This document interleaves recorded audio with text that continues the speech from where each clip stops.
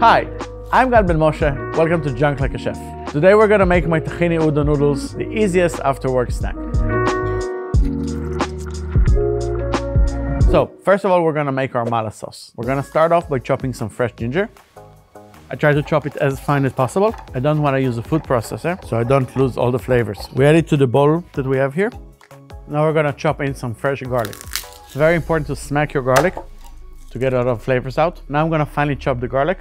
The garlic adds this very nice sweetness to it. Really gives the dish this sweetness and kick that you want in your noodles. So next thing, we're gonna add to the ginger and the garlic, we're gonna add our spices. The spices is what gives the mala sauce its unique flavor. We start with the superstar. This is the Sichuan pepper.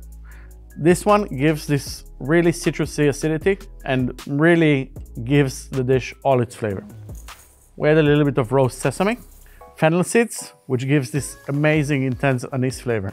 Cumin, probably not in the original recipe, but I like it that it gives a bit of this Levantine feel to it.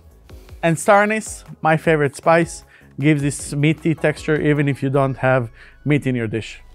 And you can't have crispy chili without chili.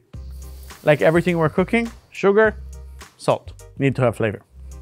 So, while we have all the ingredients in the bowl, we're gonna bring the oil to a boil. The mala sauce is where we pack all the flavors of the dish. It's where we have the spices, it's where we have all the special ingredients. This is something you can make for months and keep in your fridge. Once you have the mala sauce prepared in advance, the next time you're gonna make it is just heating up the noodles and mixing it with the sauce. When the oil is boiling, we're gonna take the oil and pour it over the spices.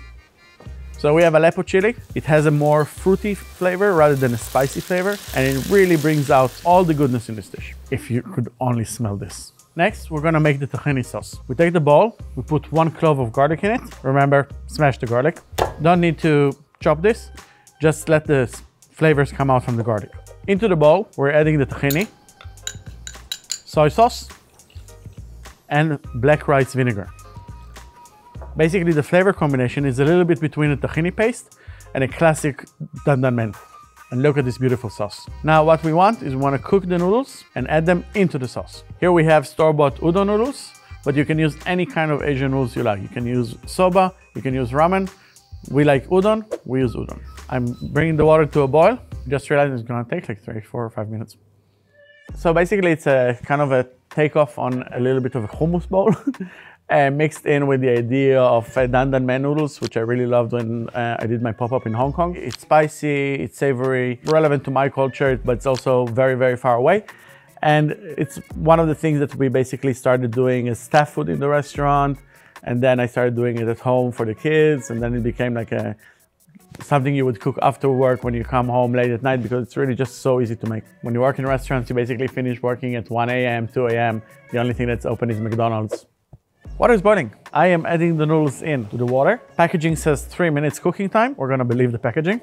In the meantime, we're gonna make sure the noodles don't stick to themselves. The reason I chose udon noodles is because the sauce is very rich. The noodles themselves are thick and they can carry the sauce with them. They can handle the flavors. When you're using thinner noodles, I would add a little bit of water to the sauce to have a bit more of a watery sauce, to not have this extreme richness. Now that the noodles are cooked, we're gonna add them to the sauce. It's very important to strain all the liquids out of the noodles. Now we mix the noodles and the sauce and add a little bit of the cooking liquid.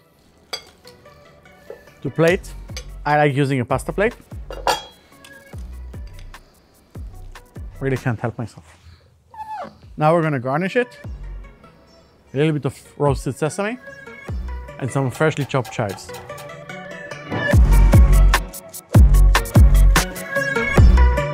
Tahini udon noodles by Gal Ben Moshe. Enjoy!